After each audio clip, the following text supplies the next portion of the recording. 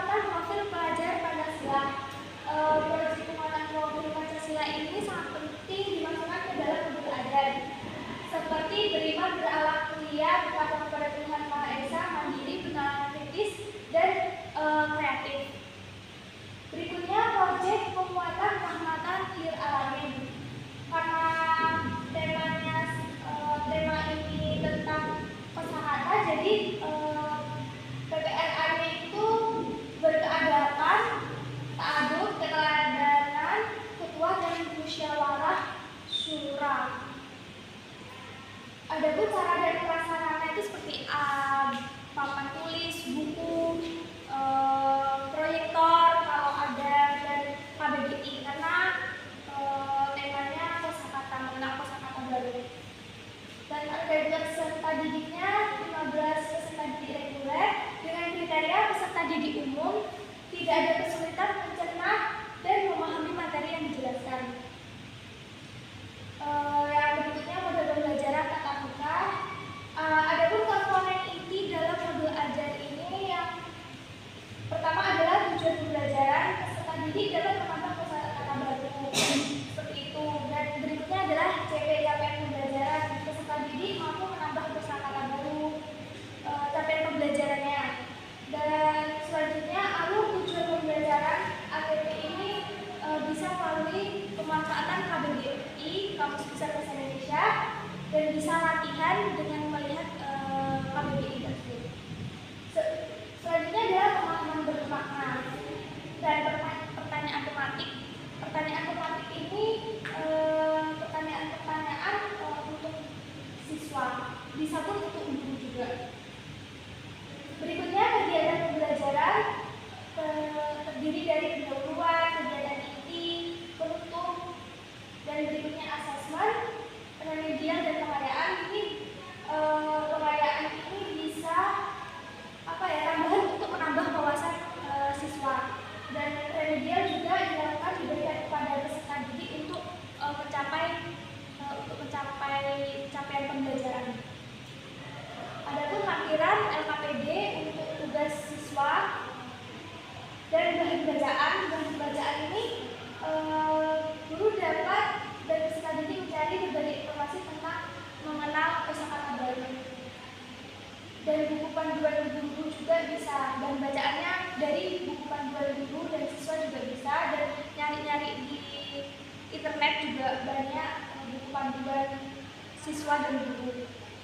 Terakhir ada glosarium. Glosarium ini pengertian yang belum diketahui, pengertian atau kosakata yang belum diketahui oleh peserta didik, seperti kayak apel itu apa, apel itu apakah buah-buahan atau pohon apa gitu.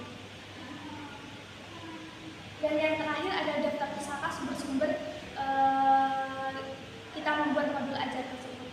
Selanjutnya akan dilanjutkan oleh teman saya. Selanjutnya saya akan menjelaskan tentang modul ajar IPAS, yaitu ilmu pengetahuan dan sosial.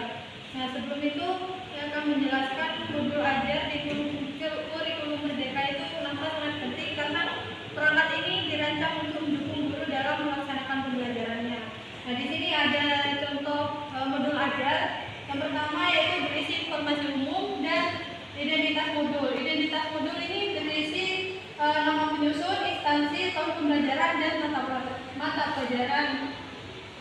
Selanjutnya ada fase atau kelas, semester, dan topik yang akan kita bahas. Selanjutnya juga ada alokasi waktu. Dan yang kedua yaitu ini ada kompetensi awal. Dan ketiga yaitu proyek penguatan profil pelajar Pancasila atau P5 yang berisi beriman, berakhlak mulia kepada Tuhan Yang Maha Esa, dan mandiri, bernalar kritis, dan juga kreatif. Selanjutnya ada proyek penguatan rahmatan lil alamin atau PPRA. Dalam konteks modul ajar IPAS ini, di sini ada berkeadaban, dinamis, dan inovatif. Yang sarana dan prasarana. Dalam pembelajaran ini kita membutuhkan kertas dan alat tulis, papan tulis, proyektor opsional itu, dan juga komputer atau laptop, dan juga jaringan internet yang stabil. Selanjutnya target peserta didik. Ini peserta didik regular atau tipikal umum tidak ada kesulitan dalam mencerna dan memahami materi. Dan yang kedua, peserta didik dengan pencapaian tinggi yang mencerna dan memahami dengan cepat mampu mencapai keterampilan berpikir aras tinggi atau HOTS atau HOTS. Selanjutnya, model pembelajaran. Model pembelajaran ini dilakukan dengan cara tatap muka. Dan pada komponenti ini ada tujuan pembelajaran, yaitu mengenal anggota tubuh manusia atau panca indera dan menjelaskan fungsinya dan juga menjelaskan cara merawatnya itu bagaimana. Yang kedua ada capaian pembelajaran atau CP. Ini peserta didik dapat menunjukkan 5 anggota tubuh yang termasuk panca indera, dan juga peserta didik dapat menghubungkan anggota tubuh, dan juga peserta didik harus bisa merawat anggota tubuh kita atau bisa disebut dengan panca indera. Yang selanjutnya ada alur tujuan pembelajaran atau ATP, yaitu mengenal anggota tubuh, menjelaskan fungsi anggota tubuh, dan yang ketiga itu bisa merawat anggota tubuh. Selanjutnya ada pemahaman bermakna. Peserta didik atau siswa dapat menunjukkan 5 anggota tubuh yang merupakan alat atau panca indera. Yang kedua, siswa dapat menghubungkan anggota panca indera dengan fungsi dan cara merawatnya. Selanjutnya ada pertanyaan pemantik.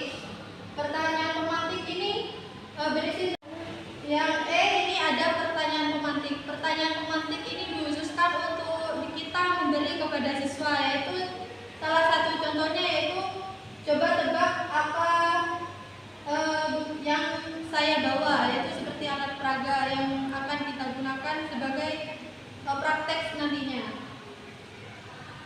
Yang selanjutnya ada kegiatan pembelajaran.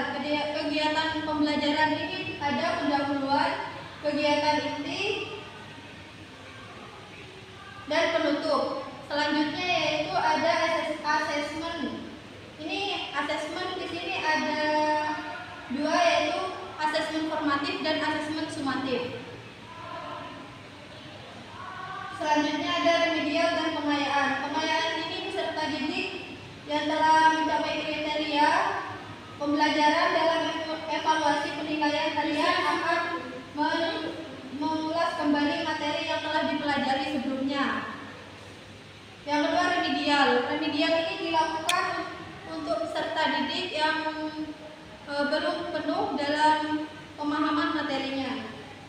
Selanjutnya ada lembar kerja peserta didik atau LKPD.